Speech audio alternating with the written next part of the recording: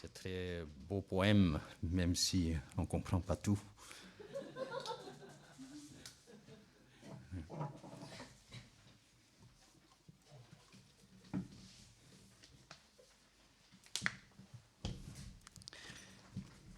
Je vous invite à lire le premier verset, verset 1 du chapitre 1 de la Genèse. Lisons ensemble. Au commencement, Dieu créa le ciel et la terre. Seigneur, merci de ce beau magnifique, de savoir que tu nous as accordé, pendant lequel tu nous invites aussi à méditer ta parole. Seigneur, que tu illumines notre cœur et par ta lumière et par ton Saint-Esprit pour que nous puissions comprendre ton merveilleux mystère de cette création. Merci, je prie en Jésus-Christ. Amen. Le récit biblique est censé être inductif. D'emblée, l'auteur déclare que Dieu créa le ciel et la terre comme une prémisse. C'est la volonté de l'auteur.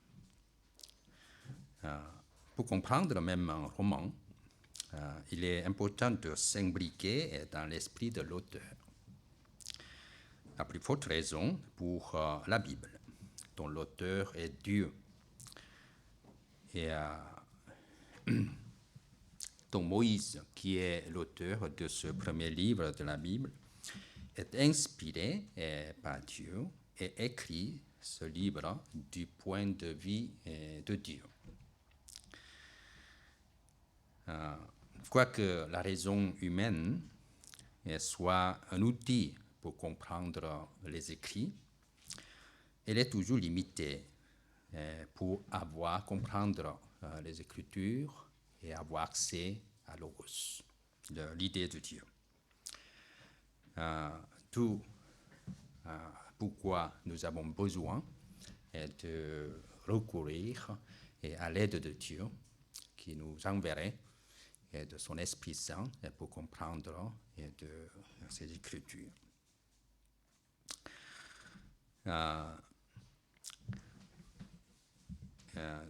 Que Dieu nous aide tout au long de cette étude du premier livre de la Genèse que nous commençons aujourd'hui.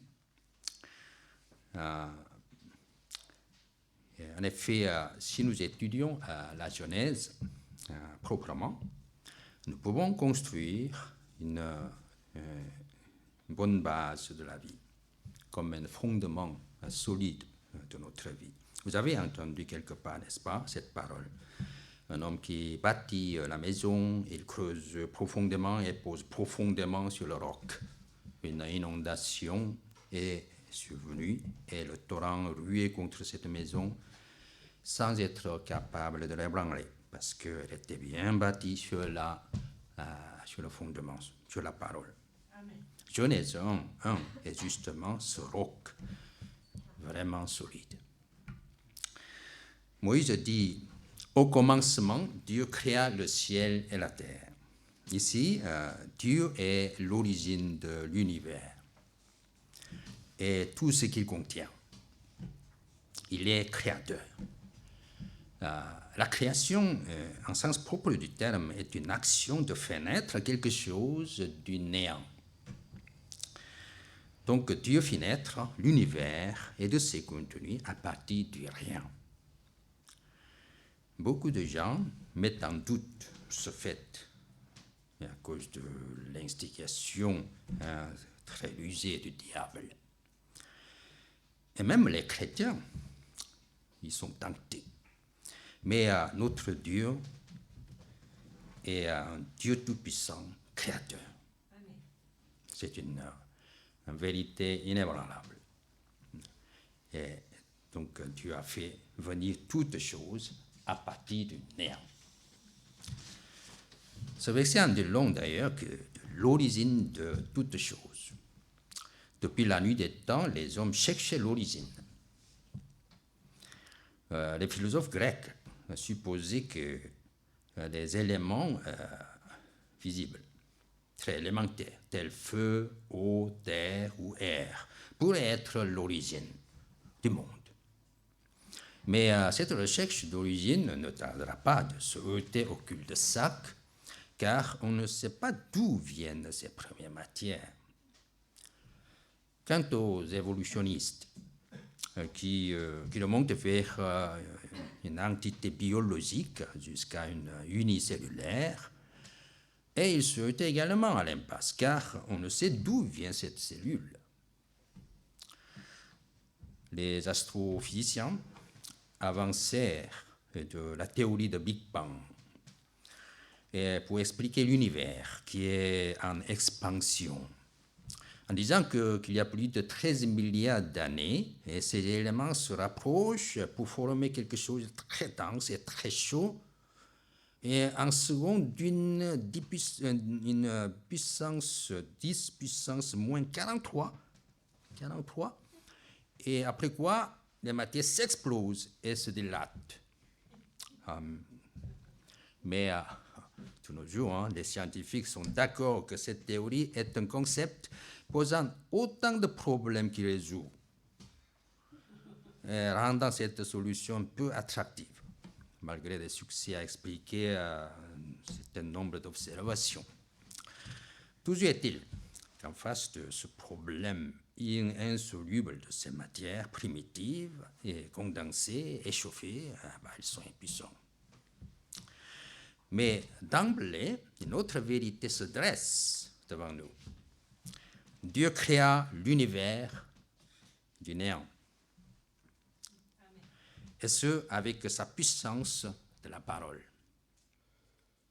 Cette puissance de la parole n'a aucune problématique à se faire retentir dans l'univers en espace d'une seconde d'une puissance moins de, pas 43, même 100 000. Or, en acceptant la création de Dieu, nous voyons que le problème d'origine se résout d'emblée en nous.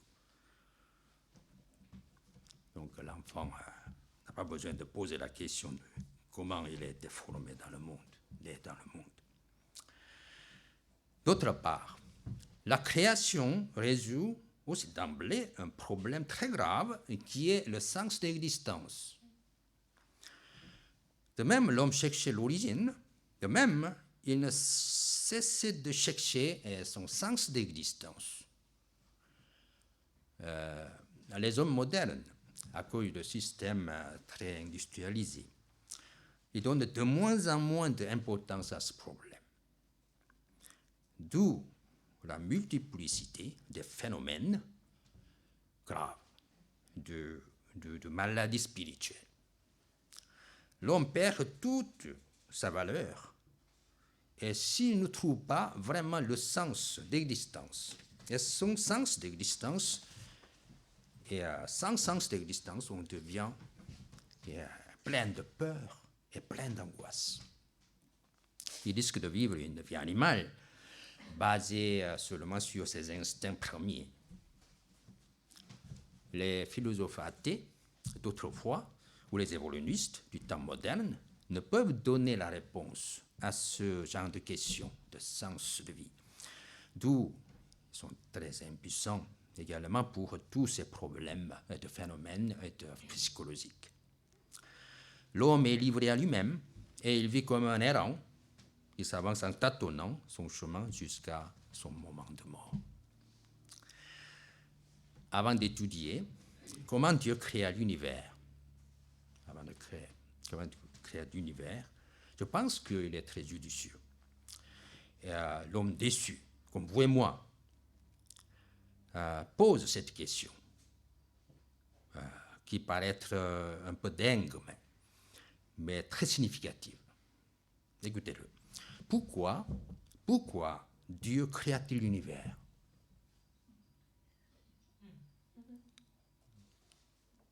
Est-ce qu'il est comme cet artiste de 3e classe qui peint son tableau, mais comme celui-ci ne se vend pas, il le met dans sa chambre et le contemplait? Je veux dire qu'il le créa uniquement pour plaire. Comme à chaque jour, il disait, et je vois, et cela est bon. Alors qu'il n'y a personne qui regarde. De plus, notre question s'aiguise. Si nous disons, pourquoi diantre Dieu créa le monde et l'homme, alors que celui-ci déchoit tout de suite, et comme nous le constatons, plein de mal, plein de méchanceté aujourd'hui. Là, nous n'avons pas de réponse. Jusqu'à ce que nous arrivons à ce verset censé être le verset clé de la Bible, le central. Jean 3, 16. Car Dieu a tant aimé le monde qu'il a donné son Fils unique, afin que quiconque croit en lui ne périsse pas, mais qu'il ait la vie éternelle. Amen. Donc, Dieu créa l'homme et le monde où il vit à cause de son amour. L'amour est vraiment la réponse de toutes choses, et surtout de passe-partout. Jusqu'à parfois un peu de, vous voyez, et que ça devienne très délabré de cette option-là. Je fais un peu de comparaison. Et vous connaissez le roman de Pinocchio. Et Geppetto désirait avoir un enfant. Car il n'a qu'un chat et un poisson rouge dans l'aquarium. Donc il fabrique Pinocchio. Alors, un fait apparaît, et puis il le rendit vivant.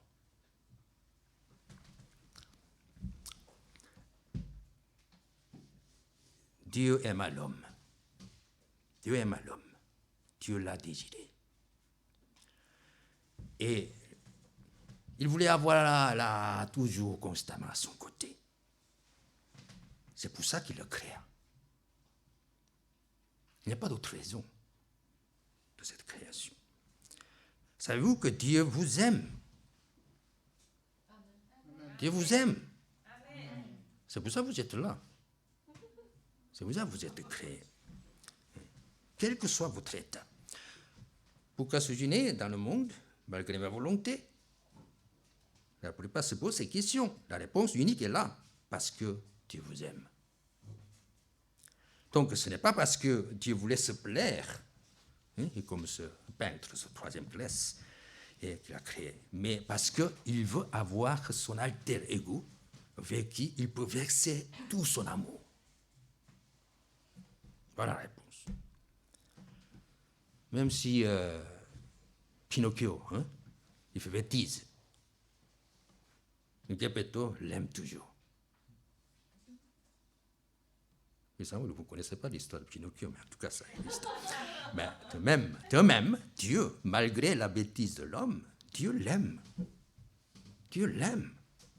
Et le cria néanmoins, en espérant, comme toujours Pinocchio, qui sauvait Geppetto de la rage de mer et récompensé de devenir le vrai enfant. L'homme, quoique déçu, redevient son vrai homme. Même si vous faites des bêtises, donc, ne perdez pas l'espoir. Dieu vous aime toujours. Dieu vous aime toujours. J'espère que, par cette comparaison un peu enfantine, et ceux à qui apparaissent difficilement mon message s'ouvrent un peu de manière à être, de manière à une autre, et pour comprendre combien Dieu l'aime. Selon mon souhait ardent. Dieu créa le monde parce qu'il l'aime. Il créa l'homme parce qu'il l'aime. Nous étudions cette vérité un peu en détail la semaine prochaine, lorsque nous étudions la création de l'homme. Mais cette promesse divine, au commencement, Dieu créa le ciel et la terre, doit être conçu en nous et du point de vue de l'amour divin. Et cet amour est justement le sens d'existence de l'homme. L'homme est ici pour expérimenter et le pratiquer à chaque instant de la vie. Voilà le sens de vie. Avant la création, l'homme était, l'état était ce qu'on appelle le tohu bohu. C'est un chaos. Tout est en désordre, et l'abîme profonde, et les ténèbres régnaient partout. En tout cas, nous voyons ici que Dieu créa d'abord des matières avant de créer quelque chose de très beau. Certains supposent que c'est pendant ce deuxième verset, représentant des millions d'années, que tous les matières furent créées. C'est une probabilité. En tout cas, il est notoire que Dieu crée l'état primitif, et partant de cela, il créa le beau monde. Que dit la Bible au sujet de cet état? Regardez le verset 2. Ils ajoutent à la fin, l'Esprit de Dieu planait au-dessus des eaux.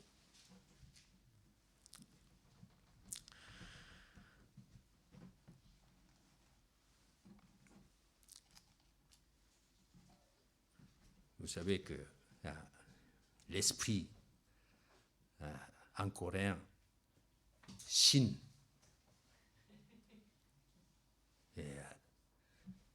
qui prononce de la même manière des chaussures. Donc quand quelqu'un que je connais a étudié la première fois de la Genèse, il pensait que les chaussures volent sur l'espace. Mais en tout cas, c'est l'Esprit de Dieu plané au-dessus des eaux. Donc, comme les philosophes grecs le disaient, les eaux existent déjà. N'est-ce pas? Elles existent déjà. Elles peuvent être l'origine. Et par rapport à la création du troisième jour, où vous avez remarqué, où la partie sèche appelée terre apparaît. Donc la terre aussi existe déjà avant ce déclenchement de l'action créative de Dieu. Donc la terre peut être l'origine. Mais la terre et les eaux étaient les matières primitives, créées au préalable par Dieu, qui voulait les utiliser pour sa création. Quoi qu'il en soit, ici est digne d'être remarqué la présence de l'Esprit de Dieu. Il planait au-dessus des eaux, au-dessus de toutes les matières primitives. Il est comme ce souffle du vent qui se lève en Orient et parcourt toute la terre. Autrefois, Paul, le grand apôtre, il dit, quand il a visité Athènes, en lui, nous avons la vie, le mouvement et l'être. Ouais, que ça paraisse un peu philosophique, mais ça nous apprend grand-chose. C'est l'Esprit de Dieu représente justement la vie, le mouvement et l'être.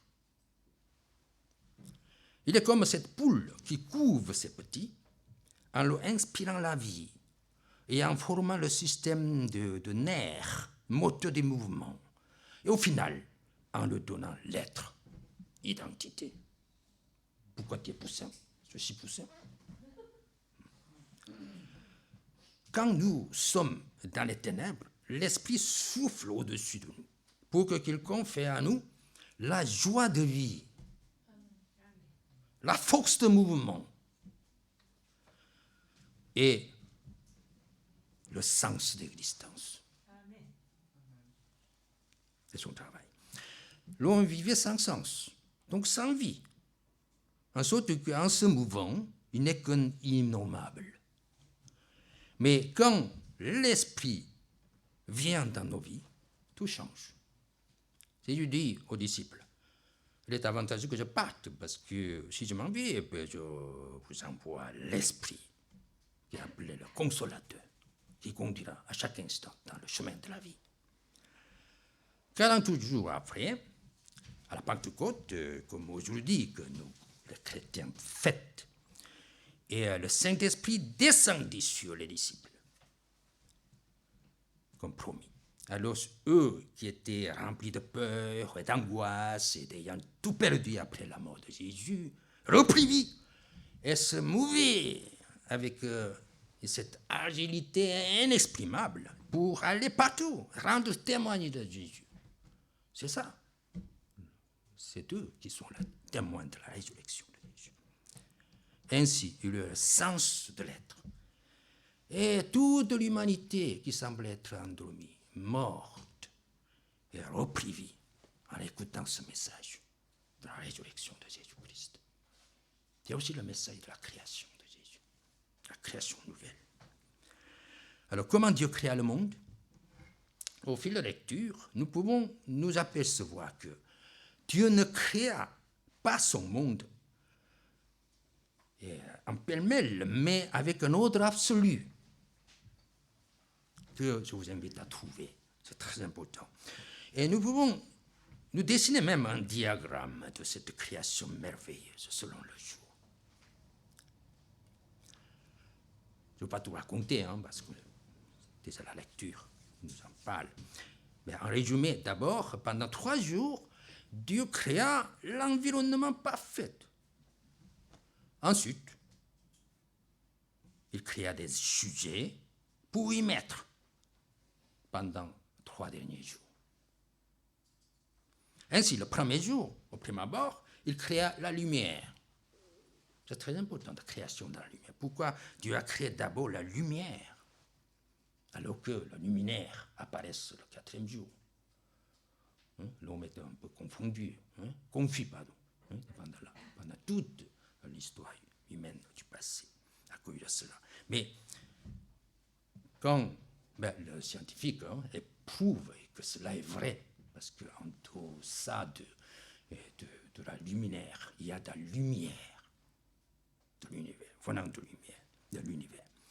Quand Dieu créa l'homme à son image, nous allons apprendre, et nous pouvons entrevoir l'attribut de Dieu, n'est-ce pas, par l'image que l'homme possède. Cela ne signifie pas, il faut faire attention, ça ne signifie pas que l'essence de Dieu s'est écoulée en l'homme. C'est pas ça. Mais seulement Dieu reflétait quelque aspect divin en l'homme. Ainsi, dans la Bible, par exemple, Dieu regarde son peuple comme prunelle des yeux. Il sent l'odeur de l'Holocauste. Que ça sent bon. Très agréable. Et nous disons que l'homme a 5 sens. Et dans le monde occidental, 3 sens sont ressortis. Vie, ouïe, toucher, ce qui forma une culture art plastique et aussi de musique, la sculpture, etc. Mais en tout cas, Dieu vit tout ce qu'il a fait et il trouva que c'était très bon. Dieu, même s'il connaît toutes choses, il n'a pas besoin des yeux, mais il voit de ses yeux et il travaille. Donc, Dieu a besoin de la lumière pour travailler. Donc, Dieu créa la lumière le premier jour.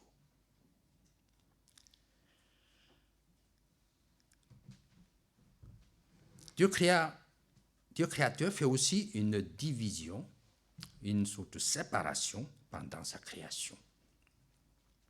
Non au sens négatif, mais au sens positif. Cela démontre aussi la souveraineté de Dieu. Dieu puissant donne la délimitation à chaque espèce, chaque espace et chaque espèce, afin qu'il ne dépasse pas leurs propres limites, sphères. Par exemple, Dieu fit l'eau en dessous de l'étendue, se ramasser et dans un endroit. Et l'eau en dessous ne peut pas dépasser sa limite pour monter dans la montagne.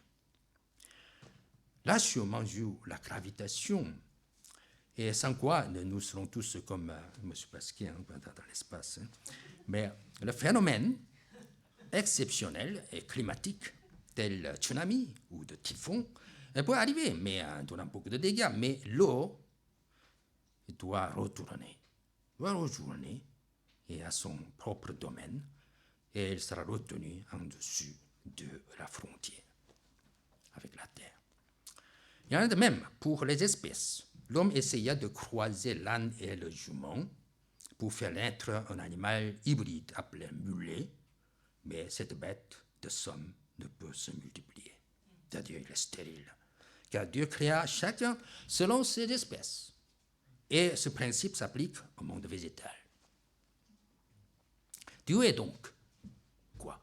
Dieu est donc un régulateur. Un régulateur est dans son monde. C'est la raison pour laquelle, et que, à un moment donné, certains philosophes, tels Kant, développent l'idée que Dieu est un principe régulateur. Mais, il a ajouté, il ne peut satisfaire complètement les attentes de l'homme. Pour eux, Dieu est tellement occupé, ou trop grand, et par rapport aux hommes, qui est si minuscule, comme un atome, ou dernière unité existentielle, comme le dit Voltaire.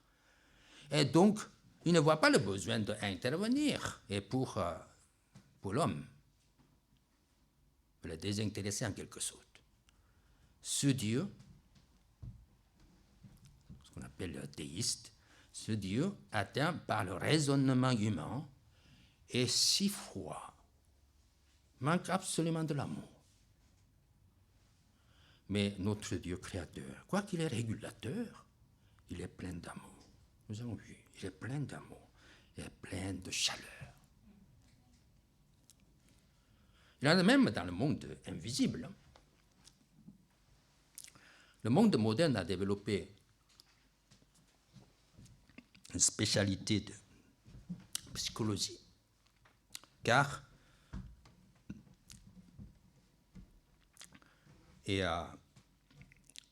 que la psychologie est née en fait parce que le monde de pensée de l'homme est tellement mystérieux et profond.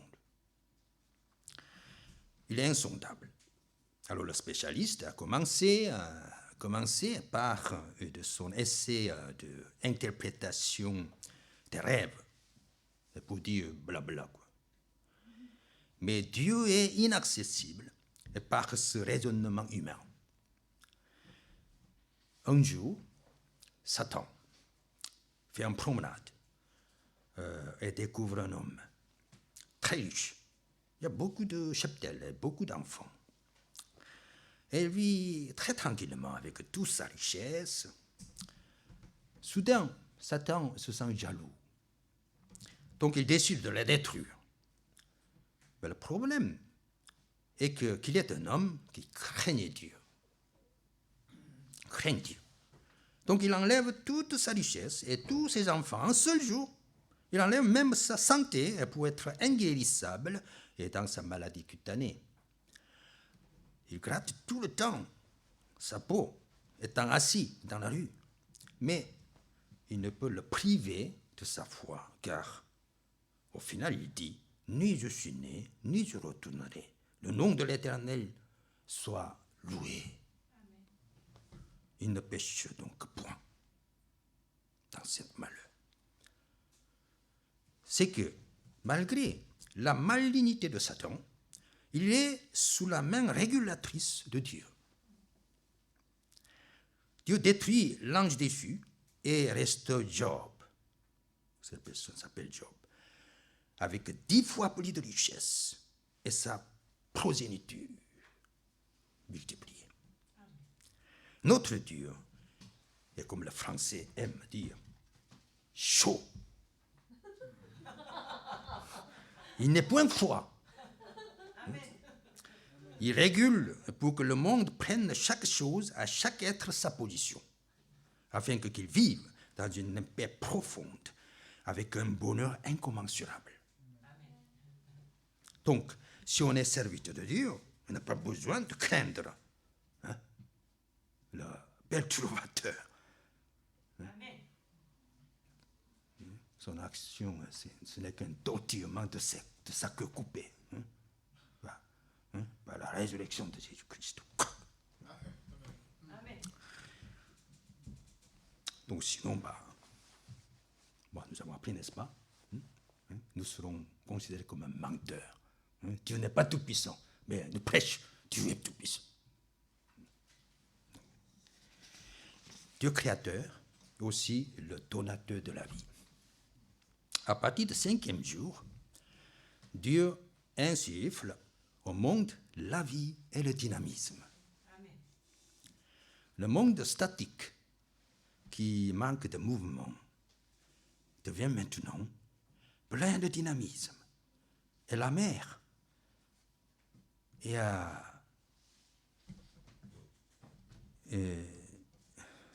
qui n'avait que des algues, tout d'un coup se met à grouiller des poissons. Comme le monde de Nemo, qu'aiment les enfants de Walt Disney.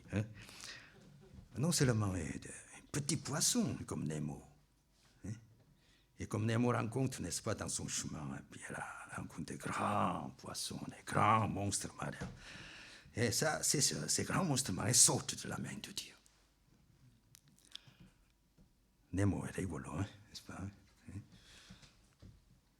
Mais sa vie rebelle, un peu errante, malheureusement terminée par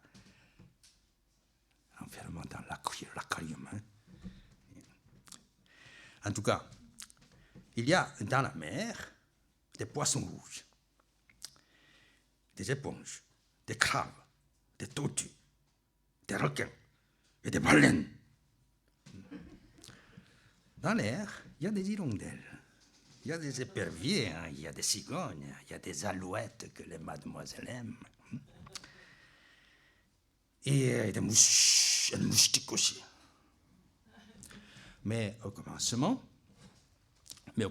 tous vivaient dans un système de symbiose.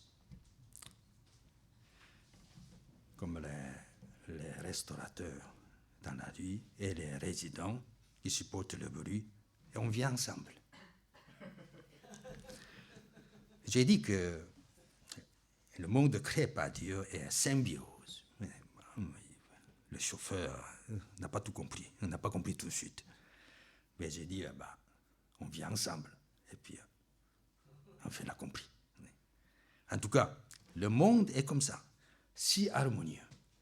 Le monde semble être des incessants conflits et luttes, mais le monde créé est un monde de grande symbiose. Le lion et le lapin jouent ensemble dans le jardin fleuri. L'enfant met sa main dans le trou d'aspic et taquine avec lui. En regardant la nature, il n'y a aucun endroit qui ne puisse pas inspirer le souffle chaud, plein d'amour de Dieu. Nous sommes trop habitués à vivre dans un petit monde étroit et égoïste. On se combat pour survivre. Mais au commencement, le monde créé par Dieu est plein de merveilles.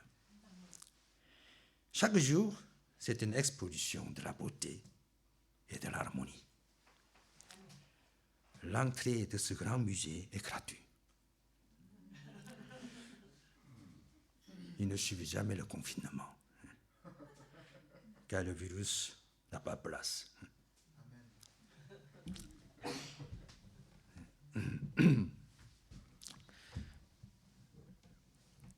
Un prédicateur est appelé évangélique, mais peu évangéliste, car il se confond un peu tout, avec le Dieu et les affaires, un peu tout. Il dit que l'homme a plein de virus méchants, tels jalousie et division, etc. Je vous dis qu'on ne doit pas trop adorer la grandeur, la grandeur extérieure, car la plus grande église du monde, en Corée, a dégringolé à cause de la corruption de leaders. Ce n'est pas pour mon propos du matin, mais toujours est-il que, pour l'instant, il vaut mieux d'oublier tout ça, jalousie, division, etc., etc.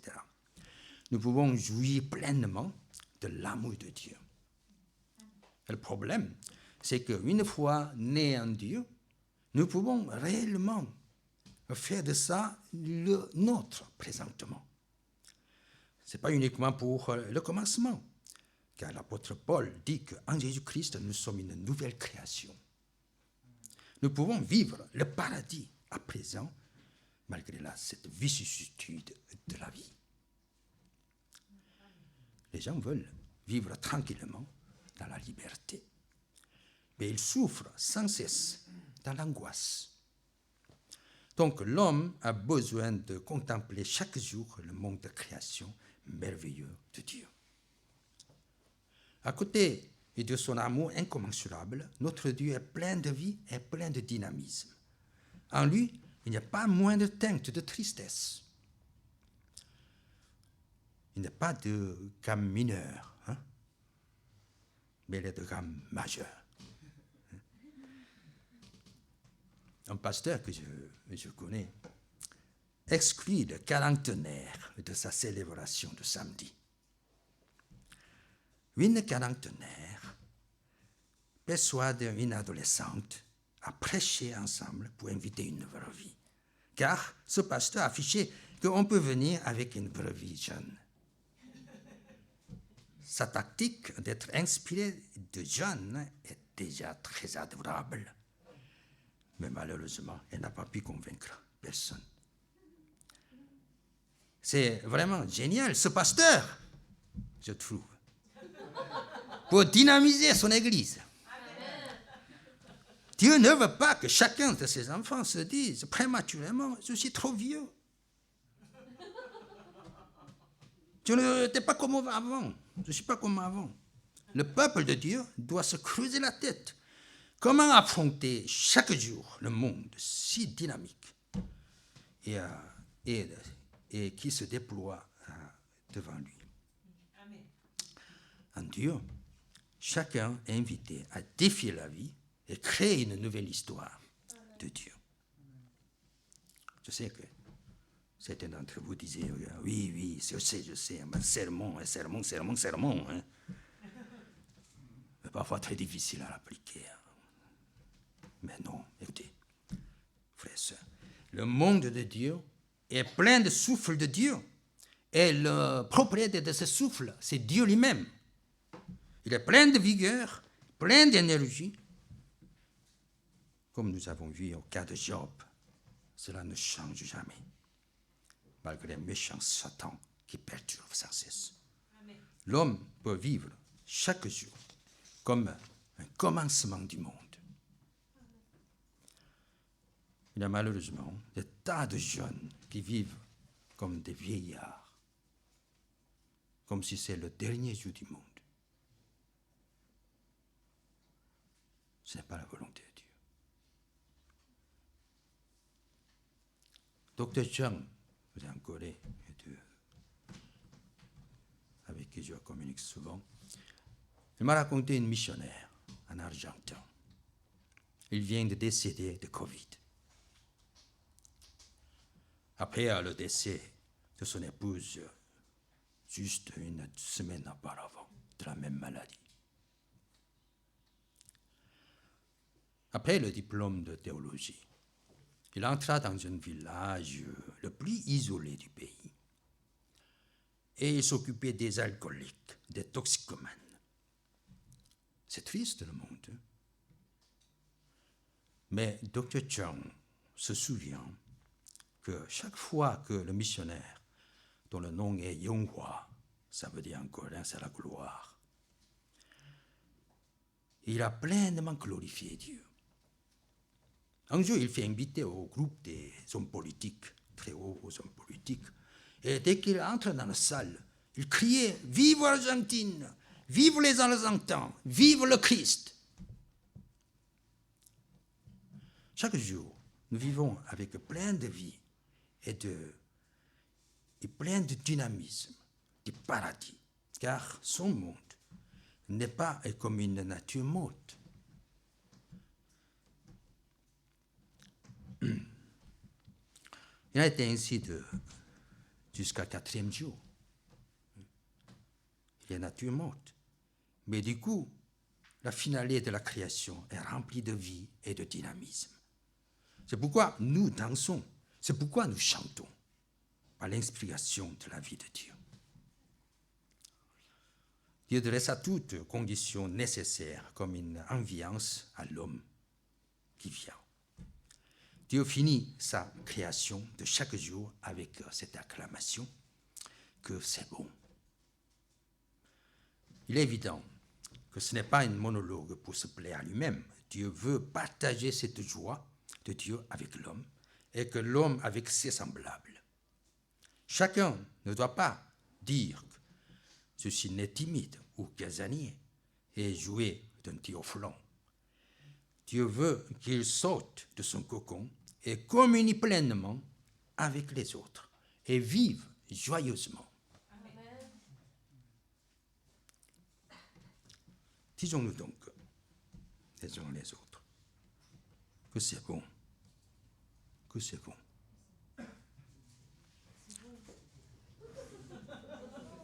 Et tu es aussi bon que moi. Du reste, citons quelques versets dans la Bible qui nous rappellent par excellence les attributs de Dieu créateur. Donc, Psaume 19, 2, 7, laisse-moi lire.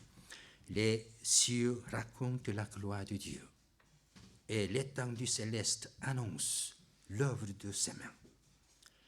Le jour en donne instruction au jour, la nuit en donne connaissance à la nuit.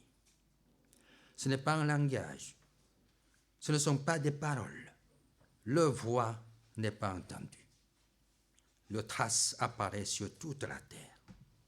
Les accents vont aux extrémités du monde, où il a placé une tente pour soleil.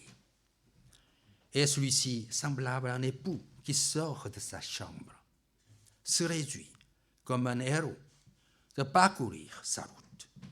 Il s'élance d'une extrémité du ciel et achève sa course à l'autre extrémité. Rien ne se dérobe à sa chaleur. Psaume 33, 5, 9. Car la parole de l'Éternel est droite, et toute son œuvre s'accomplit avec fidélité. Il aime la justice et le droit. La bienveillance de l'Éternel remplit la terre. Les cieux ont été faits par la parole de l'Éternel, et toute leur armée est par le souffle de sa bouche.